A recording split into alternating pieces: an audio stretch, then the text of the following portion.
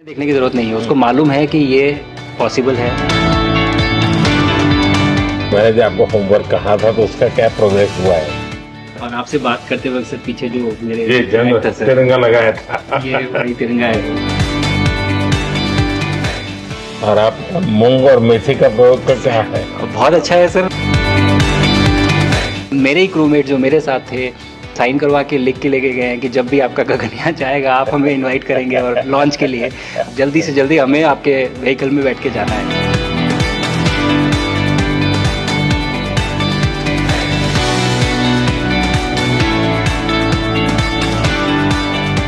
आप लोग जब इतनी बड़ी यात्रा करके वापस पहुंचते हैं जी सर।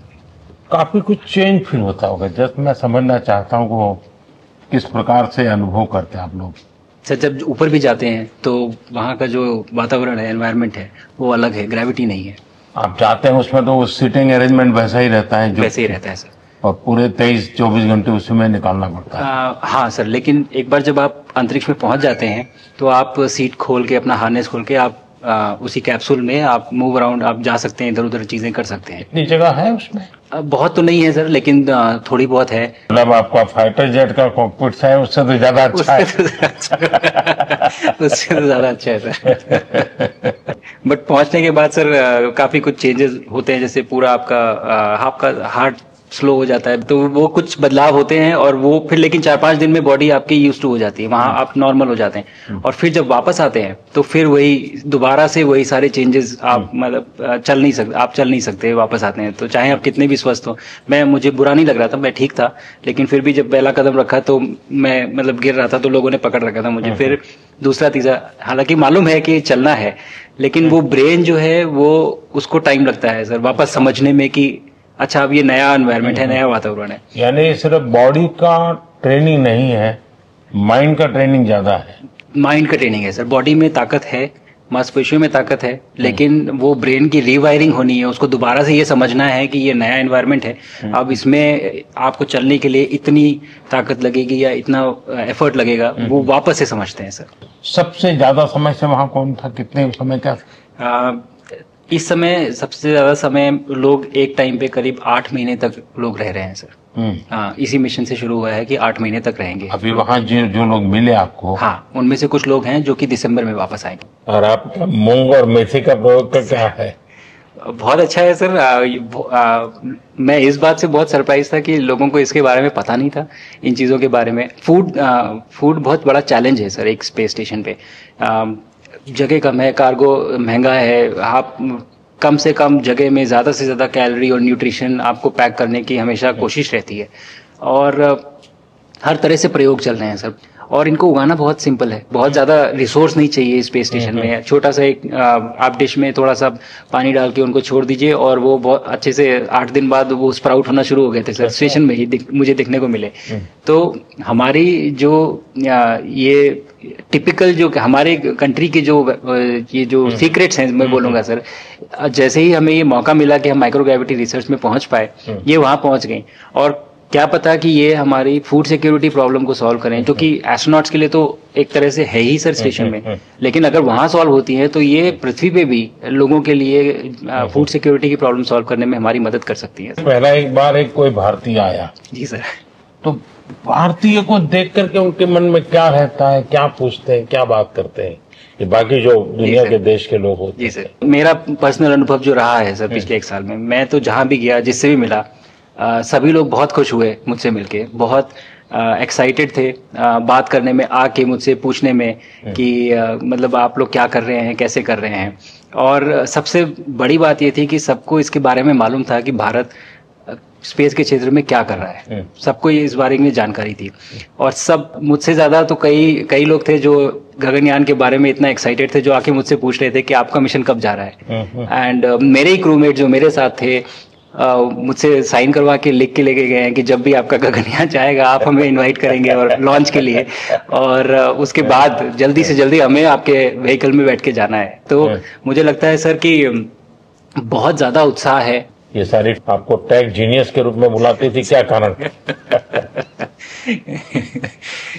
नहीं सर, वो लोग मुझे लगता है बहुत काइंड है जो इस तरह से बोलते हैं, बट मेरी जो ट्रेनिंग रही है सर, जो एयरफोर्स में ट्रेनिंग रही है और उसके बाद हम लोग ने टेस्ट पायलट की ट्रेनिंग की सर। तो मैं एयरफोर्स में जब गया था तो मुझे लगा था कि पढ़ाई नहीं करनी पड़ेगी, बट मुझे इसके बाद बहुत पढ़ाई करनी पड़ी जो मुझे पता नहीं था। और टेस्ट पायलट बनने के बाद तो एक ये काइंड ऑफ एक इंजीनियरिंग का एक डिसिप्लिन बन जाता है सर। इसरो में ट्रेनिंग की, हमारे साइंटिस्ट ने हमको पढ़ाया तो 3-4 साल, तो मुझे लगता है कि हम लोग काफी अच्छे से तैयार थे सर इस मिशन के लिए जब पहुंचे। मैंने जो आपको होमवर्क कहा था तो उसका क्या प्रोग्रेस हुआ है? बहुत बहुत अच्छा प्रोग्रेस हुआ है सर, और लोग काफी हंसे थे मेरे साथ उस मीटिंग के बाद। उन्होंने मुझे चढ़ाया भी था कि आपके प्रधानमंत्री ने आपको होमवर्क दिया है।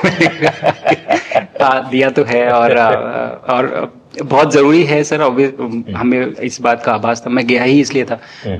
मिशन तो एक सक्सेसफुल हुआ है सर, हम लोग वापस आ गए हैं, लेकिन ये मिशन अंत नहीं है, मिशन तो शुरुआत है। तो अरे तो मैंने उसी दिन भी कहा, आपने उस दिन बोला था सर, हमारा पहला कदम है, पहला कदम है सर। तो इस पहले कदम का मेन जो उद्देश्य था वो यही था कि हम कितना कुछ इससे सीख के हम वापस ला सकते हैं सर। लेकिन सबसे बड़ा काम होगा हमारे सामने, एक बहुत बड़ा एस्ट्रोनॉट का पूल होना चाहिए हमारे पास सर। हमारे सामने 40-50 लोग सर रेडी इस प्रकार का सर। अब तक तो शायद बहुत कम बच्चों के मन में होता होगा, हाँ यार ये कुछ अच्छा है, लेकिन अब आपके आने के बाद शायद वो विश्वास भी बहुत बढ़ेगा, आकर्षण भी बढ़ेगा। सर जब मैं छोटा था, राकेश शर्मा सर पहली बार गए थे 1984 में, पर एस्ट्रोनॉट बनने का सपना कभी मेरे मन में नहीं आया, क्योंकि हमारे पास कोई प्रोग्राम नहीं था, कुछ भी नहीं था सर। बट मैं जब इस बार गया सर स्टेशन में, तो 3 बार मैंने बच्चों से बात की। एक बार लाइव इवेंट था सर, और 2 बार रेडियो के थ्रू उनसे बात हुई। और तीनों इवेंट में सर एक बच्चा था हर इवेंट में जिसने पूछा कि सर मैं कैसे एस्ट्रोनॉट बन सकता हूँ। तो मुझे लगता है कि ये अपने आप में हमारे देश के लिए बहुत बड़ी सफलता है सर, कि आज के भारत में वो उसको सपने देखने की जरूरत नहीं है, उसको मालूम है कि ये पॉसिबल है, हमारे पास ऑप्शन है और हम बन सकते हैं। और आपने जैसा कहा सर कि ये जिम्मेदारी है मेरी, मुझे लगता है मुझे बहुत मौका मिला कि मैं अपने देश का रिप्रेजेंट कर पाया हूँ, और अब ये मेरी जिम्मेदारी है कि अब मैं ज़्यादा से ज़्यादा लोगों को यहाँ तक पहुँचाऊँ। अब स्पेस स्टेशन और गगनयान सर, जो हमारे बड़े मिशन है सर, उसमें आपका एक्सपीरियंस बहुत काम आएगा। तो मुझे लगता है सर कहीं ना कहीं हमारे लिए एक बहुत बड़ा मौका है, स्पेशली सर क्योंकि जिस तरह का कमिटमेंट हमारी गवर्नमेंट आपके द्वारा जो है इस स्पेस प्रोग्राम को sustained budget every year in spite of failures, जैसे कि चंद्रयान 2 सर सक्सेसफुल नहीं हुआ, उसके बाद भी हमने कहा कि नहीं हम आगे बढ़ेंगे, चंद्रयान 3 सक्सेसफुल हुआ।